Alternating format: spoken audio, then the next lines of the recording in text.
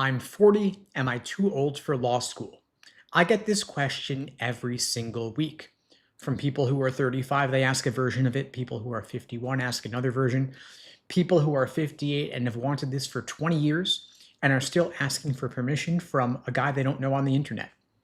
Now, I'm going to give you the same answer I give all of them, and I'm going to back it up with what's actually happening in law school admissions right now. You are not too old, not even close. And the people telling you that you are, maybe it's a parent, a coworker who didn't even go themselves, a friend who graduated 10 years ago and hated their first job, or even a voice in your own head that's been there so long you stopped questioning where it came from. All of them are wrong. I've been coaching law school applicants since 2005, over 20 years of doing this. I've worked with people in their late 20s all the way up through their 60s and beyond. I've sat across from admissions officers and listened to what they actually look for at 11 p.m. on a Tuesday night when they're reading their 40th file of the night and trying to decide who gets in. And here's the part nobody is saying out loud. Older applicants don't get in despite their age. A lot of the time they get in because of their age. And by the end of this talk, you're going to know exactly why, and you're going to know what to do about it. When somebody opens up your application, they're not sitting there going, why would we pick a 45-year-old over a 22-year-old with a 4.0? It's not how it works. That conversation is only happening in your head. It's not happening in the admissions office. The conversation in that room is actually much simpler. They're asking 3 questions. Will this person succeed on the bar? Will they succeed in law school? Will they actually use the degree and represent the school well for the next 30 years or so? That is the whole game. That's all they want to know. And when you're older, you can actually answer all 3 of those questions better than the average 22-year-old does. Because you're not applying because everybody else you know is applying. You're not applying because you don't know what to do after college. You've actually thought about this.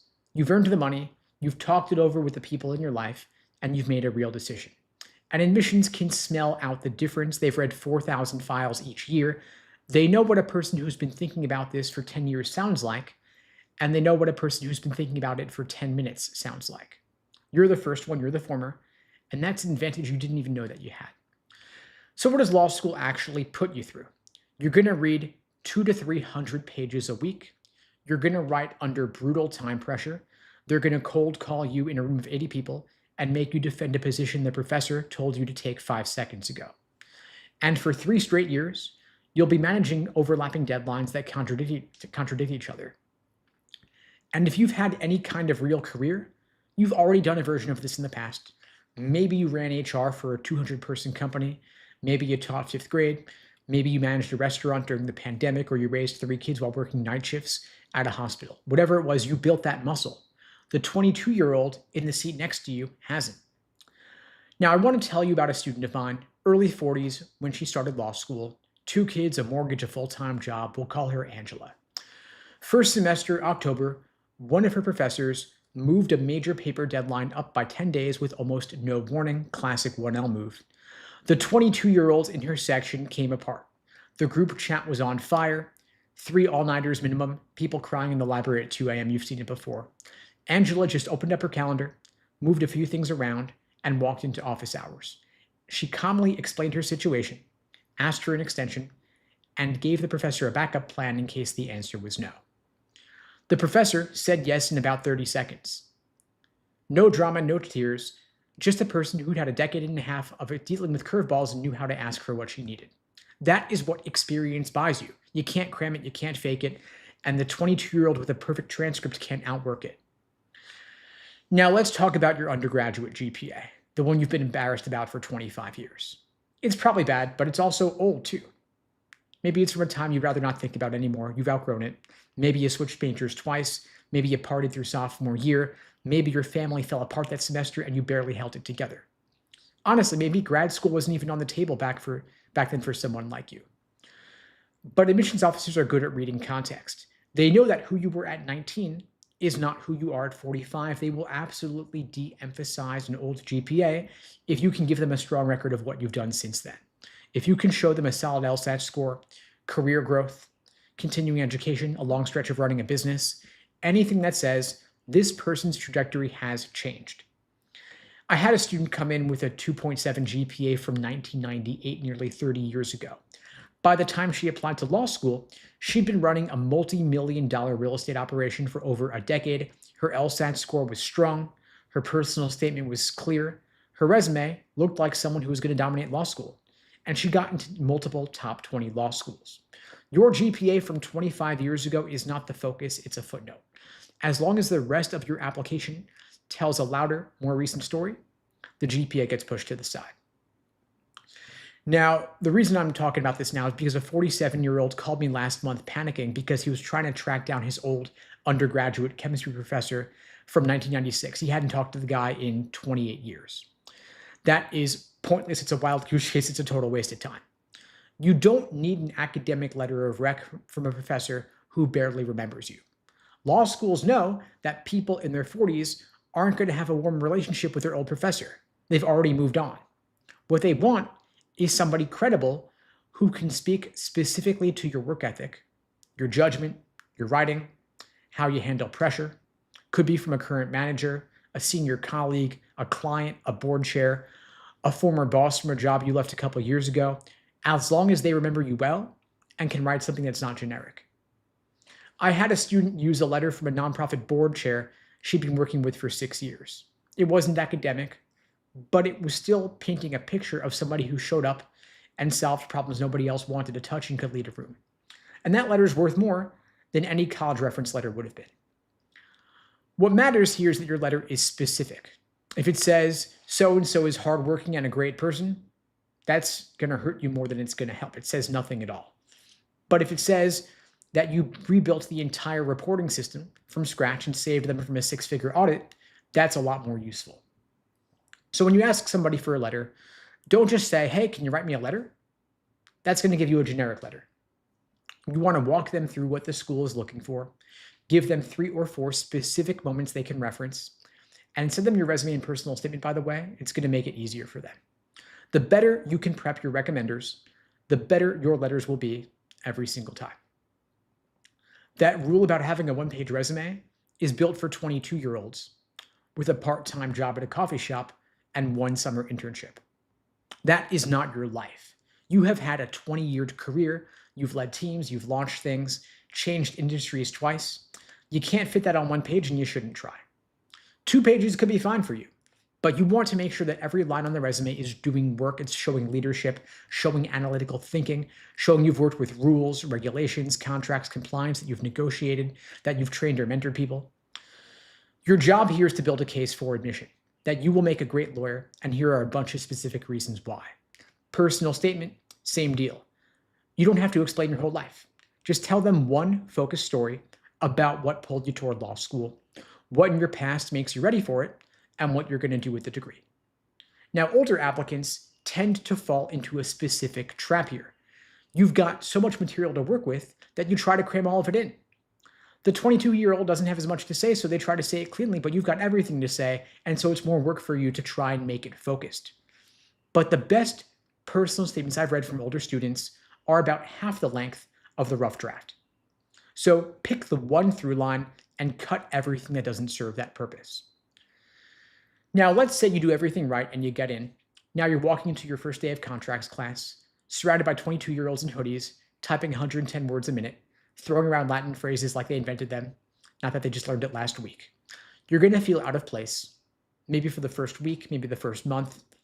But what they don't tell you about law school is that everybody hits a wall. Whether you're 22, 32, or 52, you hit a wall. There is a moment where you read a case 3 times and you have no idea what it's saying. That is law school working as it is designed. The difference is you've hit walls in your life before, so take a breath, you ask for help, join a study group, email the professor, but you don't spiral. In contrast, the KJD, the 22-year-old next to you, might be having the first real failure of their life. They've never gotten a B before due to grade inflation. They've never been outworked by somebody who reads slower than they do, and they don't know what to do with that feeling. But you do because you've had it before. You've been laid off, you've gotten sick, you've had kids get sick, you've gotten bad news you didn't want, and you know how to bounce back for it. And then there's classroom discussion. When you raise your hand and say, I actually saw this play out in the real world at the hospital where I worked, or we dealt with a contract structured like this when I was back at my old company, and people are going to listen to you, including even the professor. And so while others speak in hypotheticals, you can speak in real world case studies because you've lived it. Now, we've got to talk about the LSAT because that could be your obstacle now. The GPA is a done deal. Maybe money's not an issue for you, or you know how to handle that side of things, but the LSAT is the one barrier standing between you and the law school you want to go to. Now, if you haven't taken a standardized test since the 1990s, I understand the idea of this thing is terrifying. You haven't been timed in 25 years. You don't know how to study for this. And yes, the LSAT is hard. It'll feel rusty at first, and your cold diagnostic is going to be ugly at first. The first time I sat for this test, I got a 152. I was convinced I wasn't smart enough for this. I was 20-something at the time, embarrassed, ready to walk away from the whole idea of law school. The 175 came later, took me an entire year, and it didn't come from getting smarter. It came from discipline. I've coached people in their 40s, 50s, and 60s trying to get into the 170s. They were not natural test takers. They didn't have photographic memories, but they had one thing older applicants tend to have more of than anybody else in the room. I had a student a few years ago, late 50s, retired from a 30-year corporate career, came in at a diagnostic 148, wanted a 165. His friends thought he was insane, but he didn't cram, didn't burn himself out. He just treated it like a job, built a system, ran it 1 or 2 hours a day. He ended up hitting that 168 that he wanted, a few points higher than his goal. Now, the people who lose to this exam are those who think raw intelligence will save them. But the students I see crushing it are the ones who treat it like training for a marathon, with pacing, recovery, tracking, and they adjust over time. What that actually looks like is this. You don't do full-time exams every single day. You do focused drills on your weakest sections. And you don't just count how many you got wrong. You go back through every miss, every guess, and figure out exactly why. Was it a misread? Was it a trap answer? Was it a timing problem? Was it a concept you don't actually understand? And so you write it down, you see the patterns, and then you fix the patterns. That is the Socratic review method in action. It is the single biggest reason my students improve faster than people studying twice as many hours. Now, if you remember nothing else from this talk today, remember this one sentence. You are not bad at standardized tests. You're just out of practice. And that is a totally different thing. Being bad at something is a permanent label you put on yourself when you're tired. But being out of practice is a temporary state that goes away the second you start practicing.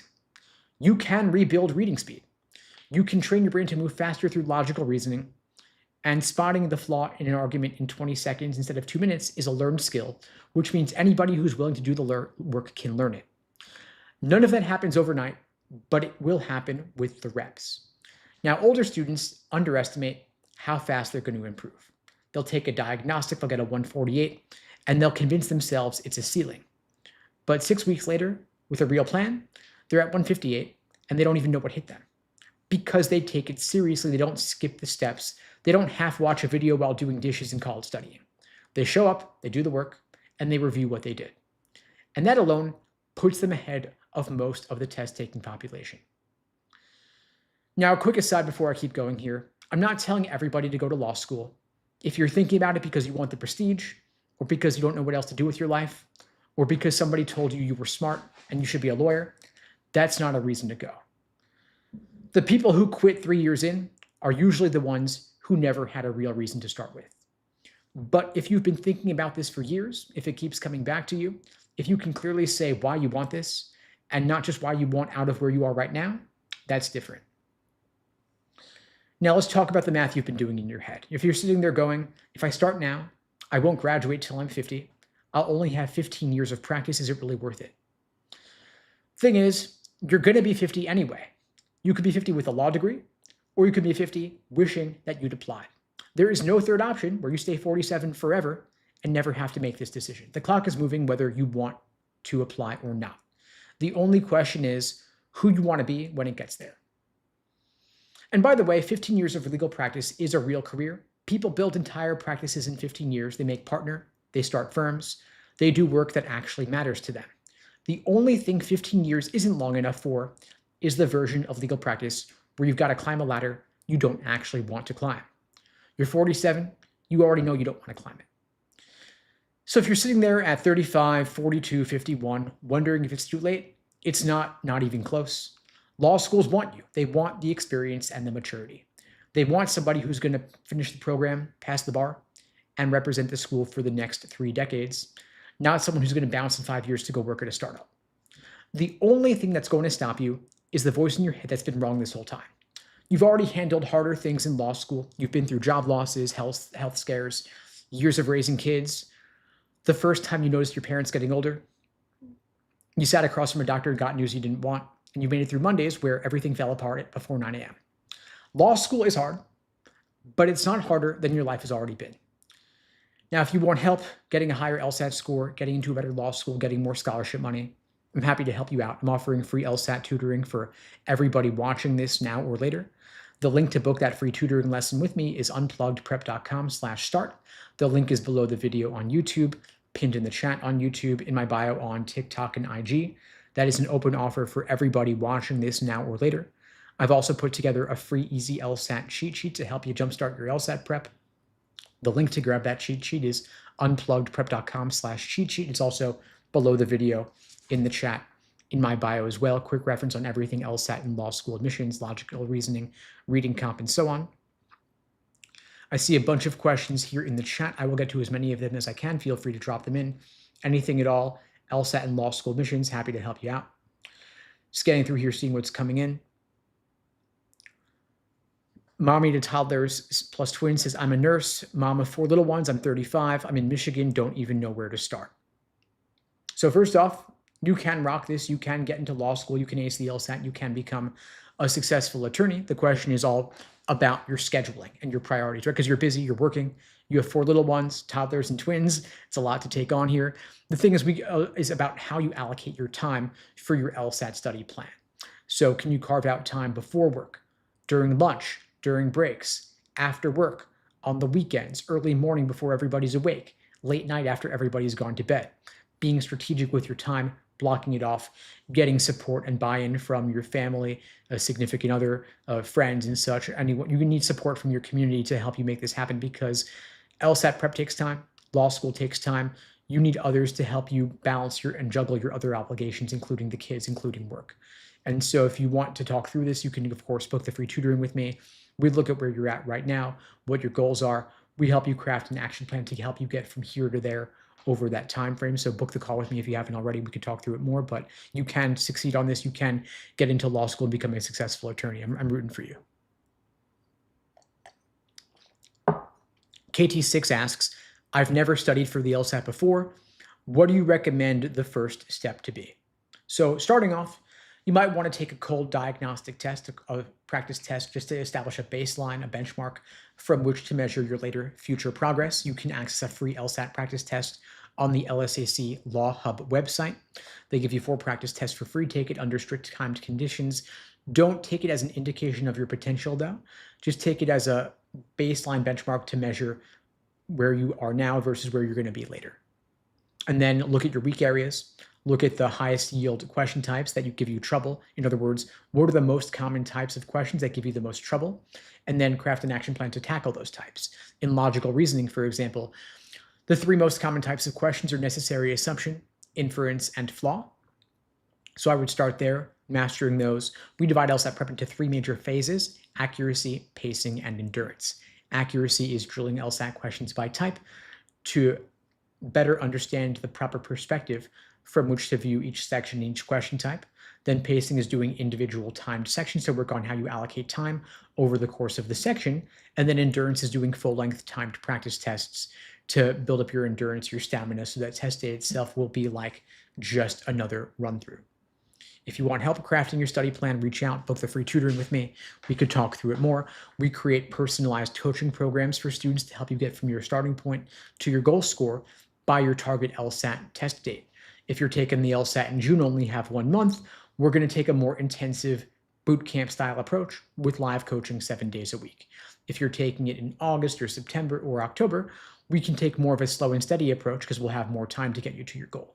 And so we look at your availability, your goals, and we make a plan to get you there. Cloud's asking, what are some tips for pacing? So one thing you should know is that in logical reasoning, there is a general order of difficulty of the questions, meaning they get harder as the section goes on. So the first 10 questions are going to be easier than the last 10 questions. And so we recommend, as a general rule, aim to solve the first 10 questions in roughly 10 minutes, build up a time bank that you can apply to the tougher questions later in the section. So 1 minute per question for the first 10, then slow down for the tougher ones that truly need the time. In reading comprehension, I would try to read the passage in roughly 3 minutes to give yourself sufficient time for the questions associated. And then, of course, there's order of approach as well. So a lot of strategies involve not just accuracy, but also test-taking tactics to help you solve the questions more efficiently. If you want to talk through that, of course, you can book the free tutoring with me. We'll talk through it together. If you haven't already, the link to book that free tutoring is unpluggedprep.com/start. Happy to meet with you personally and talk through it more. Just scanning through the chat here for other questions. Anything I missed, feel free to keep them coming in. I see Curious is asking, as far as LSAT and GPA, what else can I do to strengthen my application? So my first question would be, is your GPA a done deal? Is your LSAT score a done deal? Meaning, are you out of undergrad and that's complete? And then have you taken the LSAT? Have you hit your goal score? If not, there's no reason to be thinking about the other parts of the application because the LSAT score and the GPA are the biggest ways to move the needle.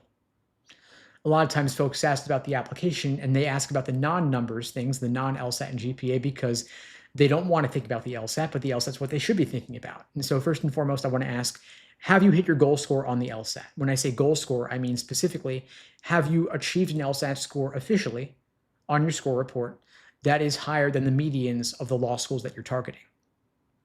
Beyond that, have you hit an LSAT score that is above the 75th percentile of the schools that you're targeting to maximize the scholarship offers you're getting and to maximize your odds of admission? If not, no reason to be thinking about anything else. That being said, there is one part of the application worth thinking about earlier rather than later, which would be your letters of rec.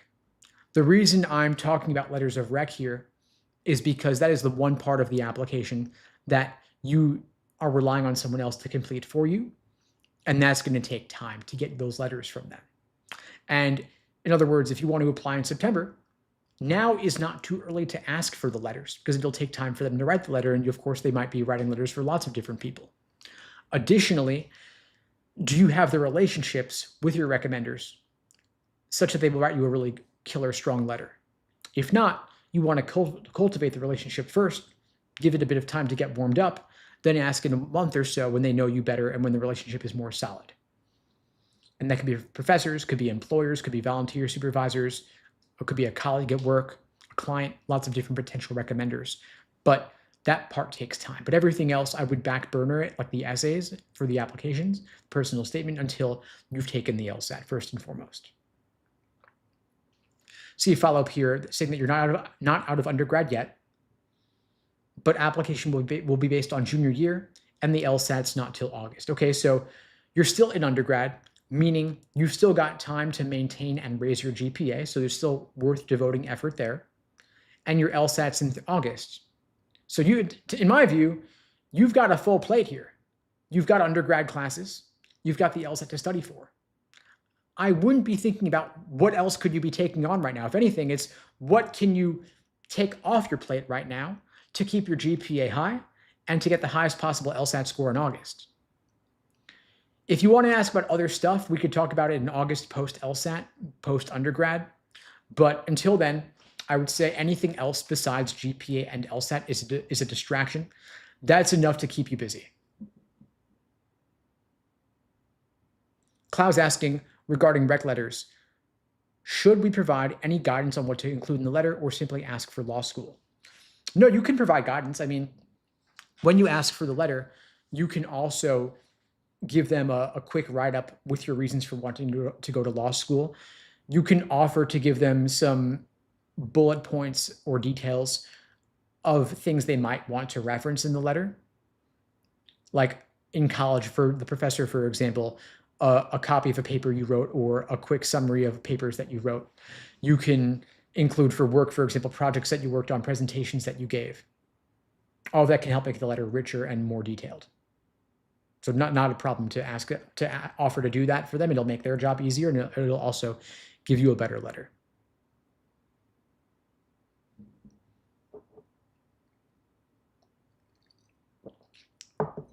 Curious is asking, is 25 too old to start law school? Nope. 45 is not too old. 55, 65, not too old. If you want to do it, If you'll have regrets that you didn't do it, why not go for it? You still got plenty of time to benefit from working as an attorney. If that's your dream, as a second or third career, why not? Jillan's asking, I've studied sporadically, understand test basics, but haven't been consistent. Is the August LSAT too late if I start studying now? So the August LSAT is not too late. In fact, you can take the August LSAT and apply the second applications open in September. So the August LSAT is actually putting you early in the cycle. The question is, do you have enough time to study for the August LSAT? You've got 3 months. That is enough time if you start now. I typically recommend a minimum of 2 to 3 months to study for the LSAT, and ideally 5 to 6 months to reach your fullest potential on the LSAT. You could do it in 2 to 3 months if you give it your all. I would recommend putting in at least 10, 15 hours a week on a relatively shorter time frame. If you can do more, though, that's even better. The more time you can put in, the more likely you are to hit your fullest potential, reach your goals. Strategos is asking, if somebody has a 174 LSAT and a 375 GPA, what are the odds of them getting into NYU? So for specific odds, I would recommend you look up lsd.law, law school decision website with user-generated content. People would input their admissions results. That'll give you more particulars. But just speaking about those numbers relative to the medians at the top 14 law schools are on LSAT are 170 to 174. So 174 LSAT's on the high end there. I think that's probably a little bit above the NYU LSAT median. The GPA medians are 392 to 399, and so 375 GPA is below that, but you're balancing out a lower GPA with a higher LSAT. You've got a decent shot at the T14, decent shot at NYU, but I wouldn't over-index or get one-itis for NYU in particular. I would blank at the T14, but you'll probably get some admissions there. Ashley's asking, do you do one-on-one sessions? Yes, I do. I'm actually offering a free LSAT tutoring lesson one-on-one for everybody watching this now and later, a private one-on-one session with me, looking at how can we get you from your current LSAT starting point up to your goal score by your target LSAT test date. You can book that free tutoring with me at unpluggedprep.com/start. Links below the video on YouTube, pinned in the chat on YouTube, in my bio on TikTok and IG as well.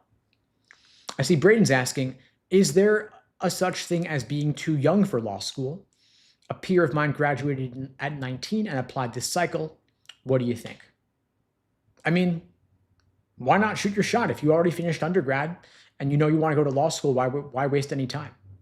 Every year that you spend not being a lawyer there's an opportunity cost versus another year on the other end after having graduated, having the JD behind your name, having the ability to practice as a lawyer.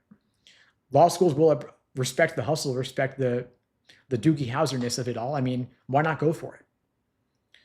Might not have a ton of work experience, but if you've got killer numbers, then that's going to make the difference. I mean, ultimately, law school admissions is numbers driven, more so than undergrad admissions is. It's your LSAT score and your GPA. And so if those numbers are strong, then you've got a shot at getting in. And you also only need one acceptance. If you apply to 12, 15, 18 schools with strong numbers, you're going to get into a decent number, and you'll also get scholarship money as well. So my question would be, why not go for it? Like, why kill time doing something you don't really want to do if you know law school's in your future?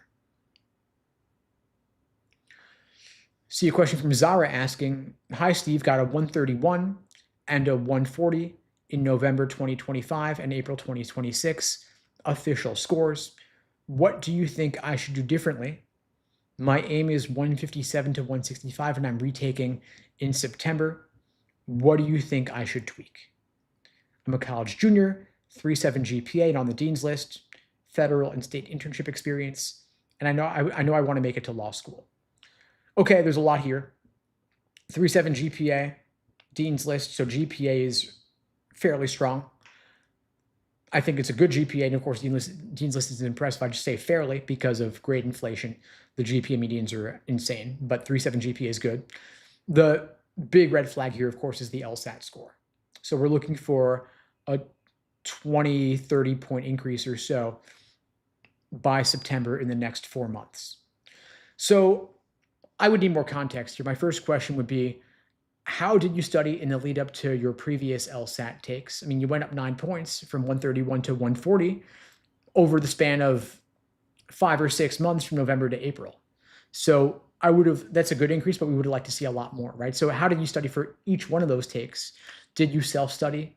Did you use textbooks or law hub practice tests, or did you take a course? Did you get private coaching? I mean, the thing is that when you're studying on your own, you don't know what you don't know. But once we add some personalized support into the mix, there's usually a pretty quick score boost and a lot of low-hanging fruit. I'd want to look at what resources you used, what time, how much time you put in per day and per week. What did your review process look like? What was the quality of the resources you were using? A lot of different variables and factors here that might be adjusted and improved, but we should talk through this on a call. So if you haven't already, you could book the free tutoring with me at unpluggedprep.com/start. Link is below the video on YouTube, pinned in the chat on YouTube, in my bio on TikTok and IG. You can also book the free get the free easy LSAT cheat sheet at unpluggedprep.com/cheat sheet as a quick reference. But I'd want to get into the specifics here on what your study plan looked like so that we could adjust for the future. Because otherwise, I mean, if you're retaking without changing the variables in the equation, the results themselves are not going to change. You got to change the variables. You got to change the inputs to get different outputs. And there's got to be some room for improvement here, I'm sure. I'm sure we can get you the increase you're looking for, but we got to change how you're studying. Jasmine's asking, do you think taking the LSAT in November is too late? I'm applying this cycle. I'm done with undergrad and just work full time, debating on going for October or November. So November is not too late. It's better to apply a little bit later with a higher LSAT score than earlier with a lower score. And so if you're busy working full time, if you can't put in 20 hours a week and you feel that's what would be necessary for you to hit your goals, then giving yourself a bit more time is worth doing. I would need to know more about your particulars in terms of where are you at with your LSAT prep right now? Have you started studying already? Have you taken a practice test? What's your current starting point? What's your goal score? In other words, if we want to know, will you be able to hit your goal by November? I got to know what is your goal and where are you at right now so we can look at the difference and see what's it going to take to get you from here to there over that time frame. But to answer your question directly, the November LSAT is not too late. You could take the LSAT anytime this calendar year and be relatively early in this cycle. Even taking the LSAT in January or February would not be too late, but it's getting relatively later, and applying earlier is better than applying later, all else being equal, because law school admissions is conducted on a rolling basis, meaning that law schools can evaluate applications in the order in which they're received. And when you apply earlier, it's a little bit easier to get in, and there's also more scholarship money available. And so speaking now in early May, you've got 4 months till applications open. If you're starting now, if you can put in at least 10, 15 hours a week, you could probably get to a pretty good place by August or September. If you're super busy though, and you need till October or November, then of course, give yourself the time till October or November if you feel that you need to. Just scanning through for other questions coming in here. Praised Up is asking, hi Steve, I'll be 41 in August, graduated with my master's in 2016. Do you recommend a specific time frame to prepare for the LSAT? I work full time and I have a family. Okay, so you're busy. I mean, when you're busy with other obligations, working and family, it's going to take a bit longer than if you had the leisure to study for the LSAT full time with no other obligations. And so in your case, I would say give yourself closer to 5 to 6 months. Don't rush it in only 2 to 3 months, because you might need a bit more time to achieve your fullest potential on the LSAT. But the good news is that law schools will not care how long it took you to get this score. At the end of the day, they just want to see the score. And no one's going to judge or even know how long it took you to get to your goal score. As long as you get there in the end, that's what ultimately matters. And so I'd say, if you need till October or November, take it in October or November. You'll still be able to apply early enough this cycle. And if you haven't already, you could book the free tutoring with me and we could talk through it more.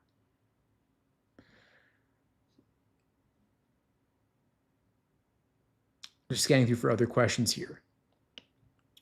Wait, what's asking, if I'm at a 160 right now, can I reach a 172 by August? I don't see why not. 12 points in 3 months is definitely doable. We see students improve more than that over that time frame all the time. Ultimately, your improvement's a function of the amount that you study and the way in which you study. And so if we can level up the quality and nature of your prep, if we can help you study more efficiently, then you can get more of a return for the time that you're putting in. And so the question becomes, how are you studying right now? And what could you do differently to level up your prep? If you're just self-studying with practice tests, but you're not getting feedback on what you're getting wrong and why, if there's nobody that you could talk to, you're probably leaving some points on the table because you might be building bad habits or studying inefficiently. And so if we can give you some targeted support, we can help you level up your prep, get more out of your review process. There's typically some pretty low-hanging fruit and a lot of quick wins. And so if you want to talk through that on a call with me, you could book the call with me if you haven't already. The link's below the video and in the chat as well.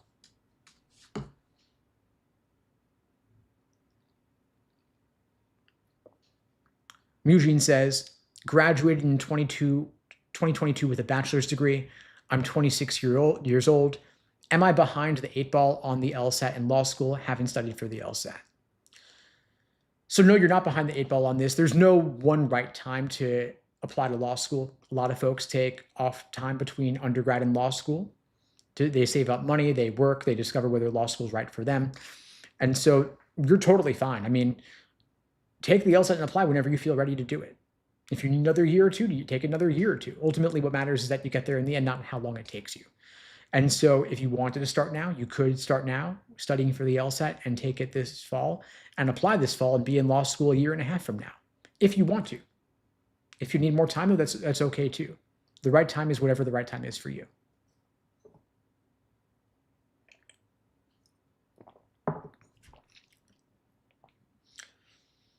I see a comment from someone saying, I know someone who cheated and got a 170.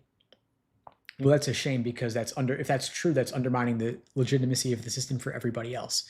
If that person gets caught, then they will never become an attorney and they'll be blacklisted essentially. So not worth taking that risk, of course. LSAC is cracking down on the cheating. That's one reason why the LSAT is going back to in-person starting in August, with rare exceptions. For those who aren't aware, there have been some organized cheating rings, people using proxy test takers to take the LSAT for them. There's been people capturing unreleased LSAT exam content, which was getting reused. And so folks were getting a heads up on what was going to be on the exam. But yeah, that's getting shut down for the most part. So it's risky. It's not worth doing. It also undermines the legitimacy of the exam for everyone else who's pursuing this legitimately. So that's a shame to hear about that. And I wouldn't feel bad about you reporting them if you felt so inclined to do so. See, Jasmine's saying, I started studying for the LSAT last year, but I had to pause to focus on my classes. I've taken one practice test so far. My score is a 134. I'm just starting back studying now, looking to get around a 155. Okay, so 134 to 155, 21-point increase. That's very doable. I mean, it's easier to go from a 134 to a 155 than from a 154 to a 175, although that is doable also. In other words, the lower you are, the easier it is to increase significantly. We just got to give you a strong foundation in the LSAT. There's roughly 15 different types of logical reasoning questions. I would start there since logical reasoning is 2/3 of the exam. In logical reasoning, for example, you've got strengthen, weaken, flaw, parallel, resolve, necessary assumption, sufficient assumption, and so on. There's also reading comp to work on. That's a whole third of the test. Then you've got pacing and time management, doing individual sections and full-length exams to build up your endurance. And I see you're saying you could put in 15, 20 hours a week. That's a pretty good amount of time. That works out to roughly 2-3 hours a day.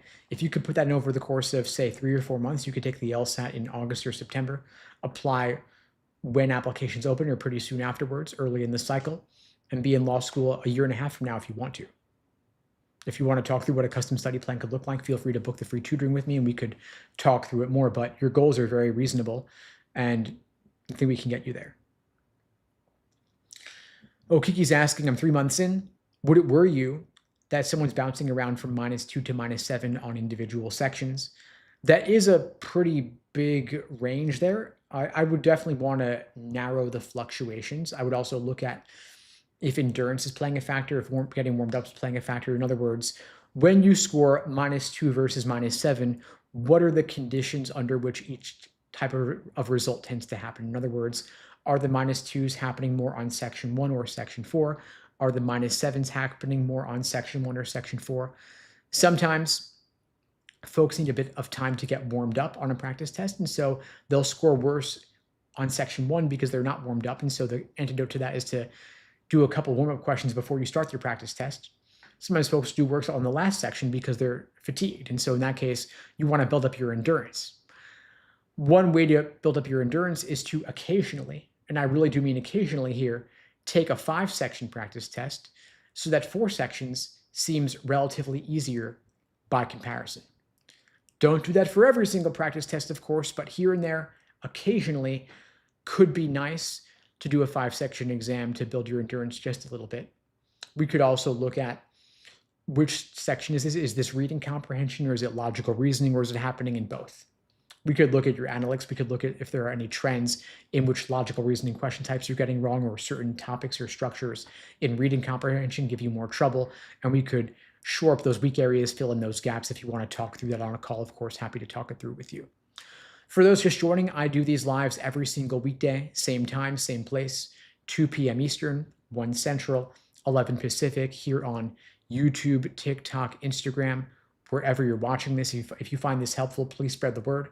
The only way this grows is through word of mouth. I don't do any advertising for these lives, and the algorithm doesn't really boost them because it's not a super trendy topic. And so if you could share this to your socials on TikTok, share it in any group chats you're part of, Discords, Facebook groups, subreddits, the more this grows, the more I'll expand it over time. You can grab the free Easy LSAT cheat sheet if you haven't already. Linked in my bio, linked below the video. You can book the free LSAT tutoring if you haven't already. I'll be back tomorrow, same time, same place. I'll see you all then. In the meantime, all the best. Take care. Thanks for joining.